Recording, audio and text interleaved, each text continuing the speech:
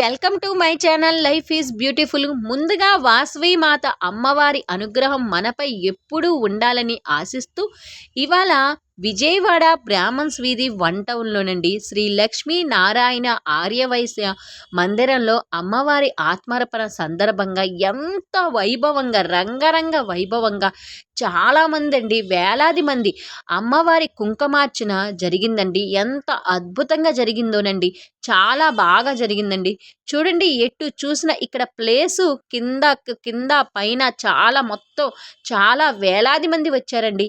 ఇక్కడ కుంకుమార్చన అలాగే అమ్మవారి పూజ కూడా చాలా బాగా జరిగిందండి. వాసవి మాత ఆత్మార్పణ సందర్భంగా కామన్గా బ్రాహ్మణ్స్ తర్వాత మన ఆర్యవైశ్య వాళ్ళని ఎంతగానో గౌరవిస్తారు కదా.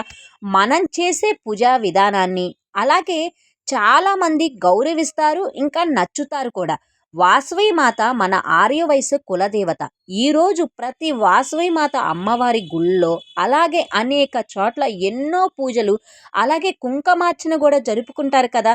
మనం ఎప్పుడూ కుంకుమ పూజ చేసినా కొన్ని తప్పులు చేస్తూ ఉంటాం. మనం చేసే కుంకుమ పూజ కుంకుమ, పూలు, పసుపు, అమ్మవారి ఫోటో అలాగే పసుపు వినాయక స్వామిని చేస్తాం కదా. అక్కడ సంబంధించిన పూజా సామాగ్రి మొత్తం చాలామంది అక్కడే వదిలిపెట్టి వచ్చేస్తున్నారండి. కామన్గా పూజ అయిపోయిన తర్వాత కూడా వాటిని తీయట్లా. ప్రతి ఒక్కళ్ళు ఎవరు పూజ చేసుకున్న వాటిని వాళ్ళ పూజా సామాగ్రి అందరు ఇంటికి తెచ్చుకుంటే అక్కడ ఎంత క్లీన్గా ఉంటుంది.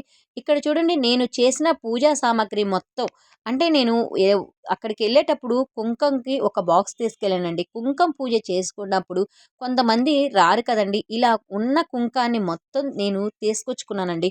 నాకు తెలిసిన పక్కన వాళ్ళకి వీళ్ళకి ఇచ్చానండి. అలాగే పూజలకు పూలు కూడా నేను తీసుకెళ్ళిన పూలు మొత్తం అక్కడ వదిలిపెట్టకుండా ఇంటికి తీసుకొచ్చుకున్నానండి. అంటే కొంతమంది రారు కదా, ఆ పూలు ఇచ్చినా చాలామంది సంతోషిస్తారు కదా.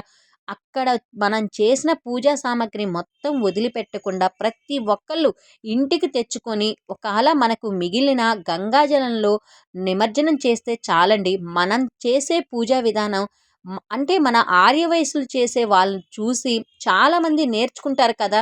ఎవరైనా తెలియని వాళ్ళు కూడా అడిగితే బ్రాహ్మణ్స్ని అడుగుతారు, లేకపోతే ఆర్యవైశ్య వాళ్ళని అడుగుతారు కదండి. ఈ వాసవి మాత ఆత్మార్పణ సందర్భంగా ప్రతి ఒక్కళ్ళకి ఇంకొకసారి చేస్తానండి. కుంకుమ పూజ చేసేటప్పుడు కుంకాన్ని పసుపుని అందరూ తొక్కుతున్నారండి. ఆలోచిద్దాం. చూడండి, ఇక్కడ ఎంత ఉపయోగించినా ఆ కుంకాన్ని ప్రతి ఒక్కళ్ళు ఇంట్లో తీసుకొచ్చుకొని వాడుకుందామండి. ఈ వీడియో చూసిన ప్రతి ఒక్కళ్ళు ఈ మంచి విషయాన్ని ఫాలో అవుతారని, అలాగే కొత్తగా నా ఛానల్ ఎవరైనా చూస్తుంటే సబ్స్క్రైబ్ చేసుకోండి. ఆర్యవైశ్యులు అంటేనే మనందరినీ గౌరవించి మన పూజా విధానాన్ని గౌరవిస్తారని ఈ మంచి విషయాన్ని మీతో షేర్ చేస్తున్నానండి.